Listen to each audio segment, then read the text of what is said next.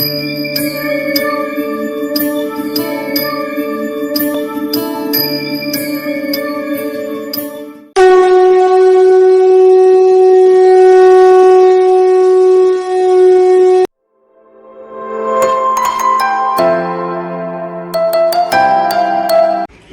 उज्जवल Bharat news में सभी का स्वागत है। जय माता जी दर्शक मित्रों, मैं आचार्य दुर्गा प्रसाद शास्त्री आप सभी का स्वागत करता हूं आपके यूट्यूब चैनल में, जहां पर हम जानते हैं कि त्योहारों के पर्व के अलग अलग वीडियो हम बनाने का प्रयत्न करते हैं और आपके उपयोगी टिप्स तो रहती है।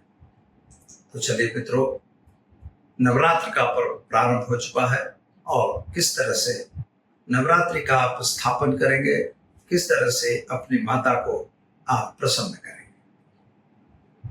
जैसा कि हम जानते हैं कि नवरात्र जो है वह शक्ति संचय का पर्व है और खास तौर पर पितृ देवता हमारे विदाई दिए हैं। महिषासुर मर्दिनी ने अमावस्या के दिन ही महिषासुर का वध किया था और उसी के बाद माता की आराधना प्रारंभ हुई थी।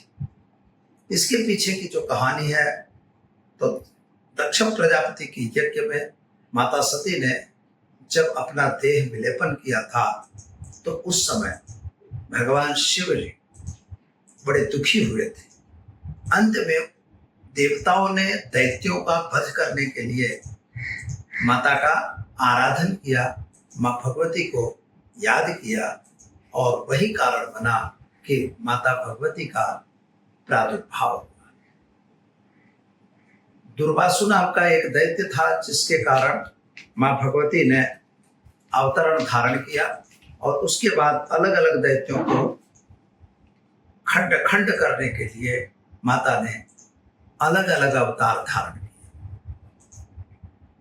इसी 9 दिनों के पर्व को नवरात्र के नाम से जानते हैं, जो शक्ति संचय का पर्व कहा जाता है। पहले माता अंबिका को वंदन करेंगे और इसके बाद मित्रों शुभ करेंगे माता का क्या है महिमा, कैसे करेंगे आप घट स्थापन, किस तरह से ज्वारा वगैरह क्यों बोए जाते हैं, इन सभी पर हम आपको अलग अलग माहिती जरूर देंगे। तो चलिए प्रारंभ करते हैं माँ भगवती की स्तुति। ओम विद्युद्दाम शमप्रभा भृगवती स्कंद स्थिताम भीषणाम कन्याभि करवाल खेट वित्सद्धस्ता विराशेविताम हस्तैश्चक्रगदे सुखेट विस्खाम चापम गुणम तर्जनिम विभ्राणाम मलमातकाम सतराम दुर्गाम त्रिनेत्रम भजे। जैसा कि मैंने बताया कि भवानी का जो रूप है, अंबिका का जो रूप है, वही नव दुर्गा का भी रूप है। उन्हीं नव दुर्गाओं पे उनको बंटित किया गया है, अलग अलग स्वरूपों से उनका वर्णन मिलता है। दुर्गा के 9 रूप कौन से हैं? तो प्रथमम शैलपुत्री च, द्वितीयम ब्रह्मचारिणी, तृतीयम चंद्रघंटेति कुष्मांडेति, चतुर्थकम पंचमम स्कंदमातेति, षष्ठम कात्यायनी च, सप्तमम कालरात्रेति महागौरी च, अष्टमम नवमम सिद्धदात्री च, नवदुर्गा प्रकीर्तिता। नवदुर्गाओं की जहाँ चर्चा होती है मित्रों, तो सबसे पहले शैलपुत्री से प्रारंभ होके सिद्धदात्री माता तक की नवदुर्गाओं की बात होती है। तो क्यों इनकी करनी चाहिए आराधना? जब आप जड़ चेतन जगत में थे, जड़ जगत में कुछ नहीं था, नीचे जल था, ऊपर हिम था, एक तरल था, एक सघन था, एक तत्व की थी प्रदान सा, उसी को हम जड़ या चेतन। जब जड़ जगत था तो जड़ जगत में जब संचार की जरूरत पड़ी, इसे आगे बढ़ाने की जरूरत पड़ी, संसार का निर्माण करने की जरूरत पड़ी, तब माता भगवती को यह याद आया और माता भगवती ने हमारा यह जो पृथ्वी में चराचर जगत है उसकी मतलब उत्पत्ति की। इन्हीं उत्पत्ति के ही उद्देश्य को इन नवदुर्गाओं का प्रयोग माना जाता है और यही नवदुर्गाएं कही जाती हैं। प्रथम दिन की जो माता है वह नवदुर्गा में शैलपुत्री होती है, द्वितीय दिन ब्रह्मचारिणी होती है, तृतीय दिन चंद्रघंटा। इस तरह से नौवें दिन की जो माता होती है सिद्धदात्री माँ होती है। तो चलिए मित्रों, सभी के बारे में हम अलग अलग वीडियो बनाएंगे, आपको अलग अलग माहिती देने का प्रयत्न करेंगे। सबसे पहला प्रश्न ये होता है कि नव दुर्गा में आराधना क्यों? तो मित्रों, जिस तरह से महीने भर भगवान शिव की आराधना हुई, 10 दिन भगवान गणपति की आराधना हुई, इसके बाद 16 दिन हमने पितरों की आराधना की। अब पितरों के बाद हमें फिर से नव संचार की जरूरत है, हमारे पास शक्ति की जरूरत है, क्योंकि भगवान शिव खुद कहते हैं शवो हम शिवा बिना, शक्ति के बिना हम मुर्दे के समान हैं, ऐसा भगवान शिव खुद कह रहे हैं शिव पुराण। तो हमें भी माता की आराधना तो करना जरूरत है। कुल 4 नवरात्रि मनाई जाती हैं। 2 गुप्त नवरात्र होती हैं जो माघ में और आषाढ़ में होती हैं, और 2 बड़ी नवरात्र हैं जो अश्विनी महीने में और दूसरी चैत्र महीने में मनाई जाती है। शक्ति संचार होने के बाद ही हम सृष्टि में अपना काम कर सकते हैं, चाहे वह देव हो, चाहे दानव हो, चाहे कोई भी हो। मनुष्य को तो जरूर शक्ति संचार अपना करना चाहिए। तो चलिए मित्रों, सबसे पहले माता की स्थापना कैसे करेंगे और कब करेंगे। जो 2024 की नवरात्र हो रही है और यह अश्विनी मास की नवरात्र है, इसमें वास्तविक रूप से 3 तारीख यानी 3 अक्टूबर 2024 से माता का नवरात्र शुरू होगा, जो 12 अक्टूबर तक पूरा होगा। दशहरा का जो पर्व है वह भी 12 अक्टूबर को ही मनाया जाएगा, क्योंकि 2 बजे जो विजय मुहूर्त होता है, उस विजय मुहूर्त में दशहरा का पर्व मनाया जाता है, इसलिए। तो दर्शक मित्रों, ये 9 दिन का जो पर्व है, घट स्थापन जो है तारीख 3 को होगा, यानी 3 अक्टूबर 2024 को सुबह 6:30 से लेके 7:31 तक का महा सुंदर पर्व है। इस समय आप घट स्थापन कर सकते हैं, जिसमें चित्रा नक्षत्र भी आ जाता है। इसके बाद 12 से 12:03 से 12:51 का भी समय बेस्ट समय है, उस समय भी आप अपने घट स्थापन कर सकते हैं।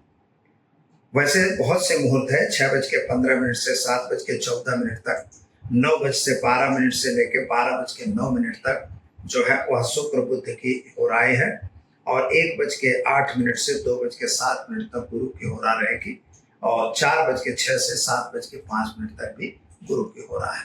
लेकिन अभिजित मुहूर्त के समय में और या तो एकदम मॉर्निंग में किया हुआ घट स्थापन ज्यादा श्रेष्ठ है।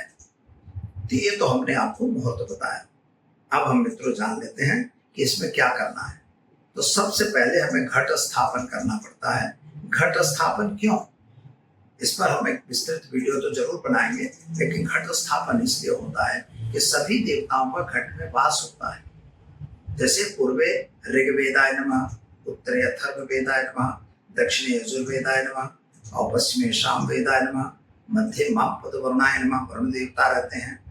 फिर कलशस्य मुखे विष्णु, कंठे रुद्रश्मास्ता, मूले तत्र स्थितो ब्रह्मा, मध्य मातृगणस्ता, सभी मातृगण और सभी मातृकाएं और सभी प्रकार के देवताओं को कलश में वास माना जाता है।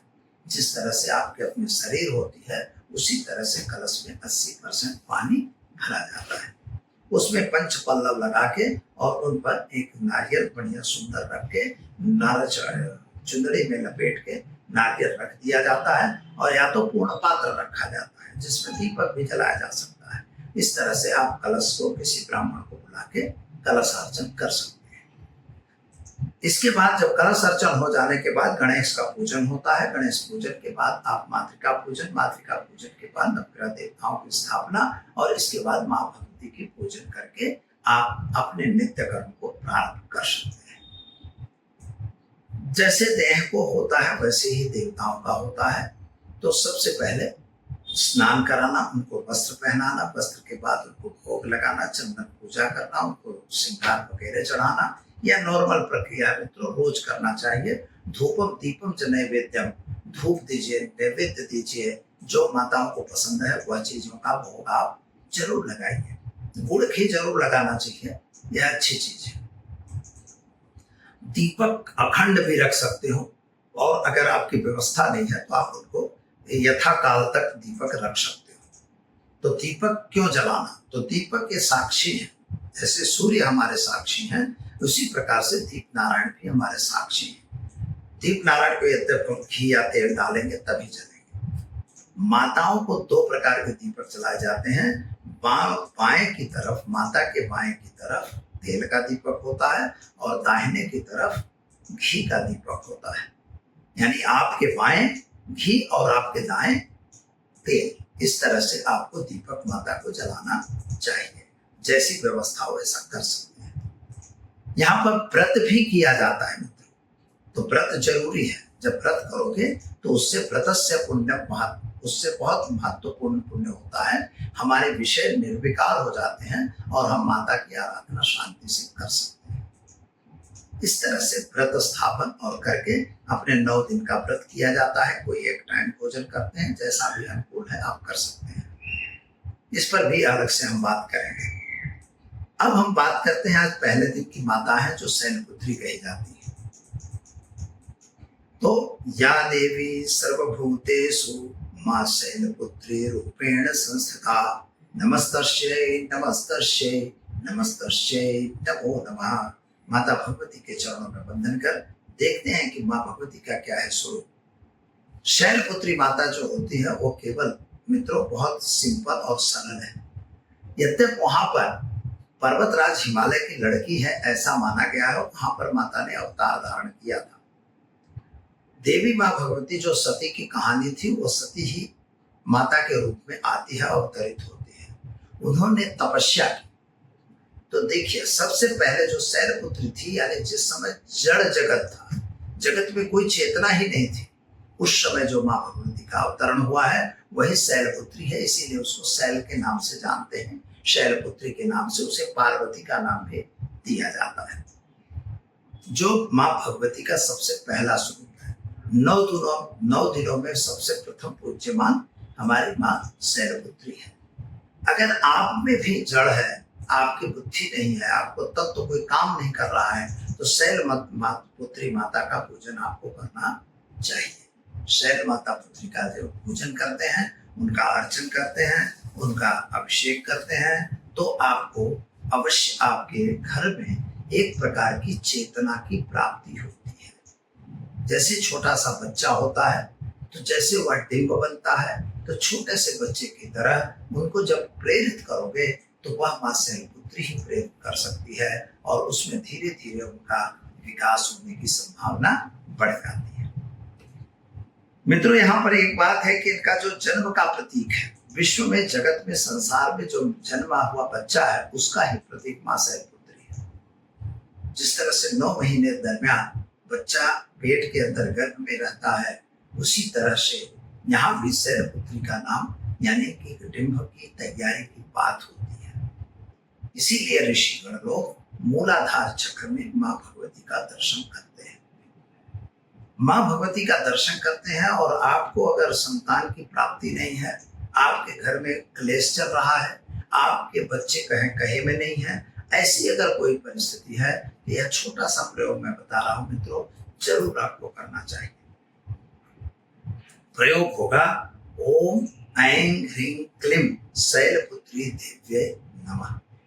बस इस मंत्र की आप एक माला रोज करते रहिए। 9वें दिन इसी मंत्र का हवन करिए, जिसमें गुकर और घी का खास प्रयोग करना है। जौ और तिल भी आप मिला सकते हैं। ऐसा करने से माता भगवती की कृपा आप पर अवश्य बनी रहेगी। घर में सुख और शांति का संचार बनता रहेगा। माता को शक्कर की मिठाई और गुड़ की मिठाई दोनों का भोग लगाया जाता है और फल भी मां भगवती को चढ़ाया जाता है। तो दर्शक मित्रों, इस तरह से माता की पूजा कीजिए, उनकी आरती उतारिए। आरती करने के बाद माता से क्षमा याचना जरूर मांगिए। दैनिक पूजा में आपको यह काम करना चाहिए। गुजरात में गरबे के कार्यक्रम का भी प्रारंभ आज से होता है, जो रात में 8 बजे के बाद आपको प्रारंभ करना चाहिए। तो दर्शक मित्रों, ये तो हमने जाना मां भगवती शैलपुत्री की वास्तविकता और कैसे करेंगे घट स्थापन। दीजिए मुझे इजाजत, मिलेंगे कल नए विषय के साथ। नमस्कार। उज्जवल भारत न्यूज, देश की प्रखर आवाज। सीमा भट्टाचार्य, मुख्य संपादक। देखते रहिए उज्जवल भारत न्यूज। नजर रखिएगा उज्जवल भारत न्यूज पर। चैनल को लाइक करें, शेयर करें, सब्सक्राइब जरूर करें, क्योंकि आपका साथ ही हमारा विकास है। सबका साथ, सबका विकास, सबका विश्वास, अंत में सबका प्रयास। नमस्कार, धन्यवाद। भारत माता की जय। जय हिंद, जय जय गरवी गुजरात। नमस्कार।